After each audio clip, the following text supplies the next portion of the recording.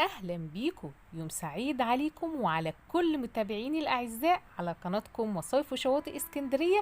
النهاردة هنعمل جولتنا من أمام شاطئ البروفاج اللي قدام نفق وكوبري 45 في ميامي، علشان نشوف هل فعلا في شاطئ بروفاج السنة دي ولا لأ. تنسوش تدعموني بالاشتراك في القناة لأن القناة لسه صغيرة، بإذن الله نكبر بيكو أكتر وأكتر. طبعا كل متابعيني الأعزاء وكل محب اسكندرية عارفين كويس جدا ان شاطئ البروفاج كان من أكبر الشواطئ اللي موجودة في اسكندرية.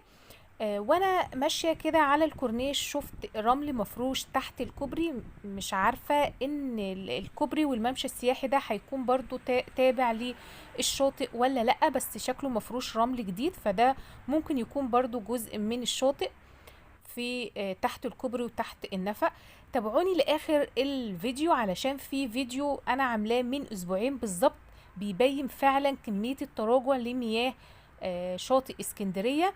الفيديو ده صورته من اسبوعين بالظبط، باين فيه شكل المية وهي طبيعية، غير الفيديو اللي موجود قدام حضراتكم دلوقتي. طبعا شاطئ البروفاج كان من اكبر الشواطئ اللي موجودة في اسكندرية. هيرجع بقوة ان شاء الله ويشتغل خلاص. هو دلوقتي على اتم الاستعداد لسيزون 2023 تقريبا، خلص منه 95%.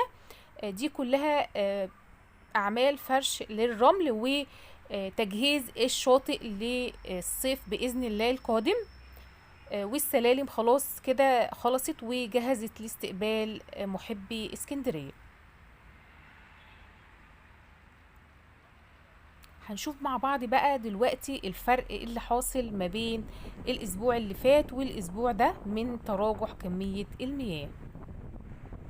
الجو حلو جدا جدا في اسكندرية دلوقتي، السماء صافية و البحر هادي كده وجميل جدا. التصوير ده بقى كان بالظبط من 10 ايام او 15 يوم بالظبط. حبيت ارفق الفيديو ده علشان نشوف الفرق ما بين اول الفيديو من تراجع المياه والفيديو من 10 ايام اثناء المياه الطبيعية اللي كانت موجودة على شواطئ اسكندرية.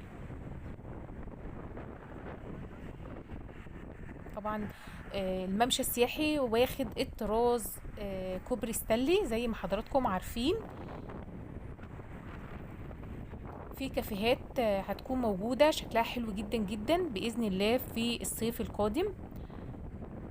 ما تنسوش تدعموني بالاشتراك في القناة. اشوفكم على خير في جولات كتيرة جاية عن اسكندرية الجميلة. سلام عليكم.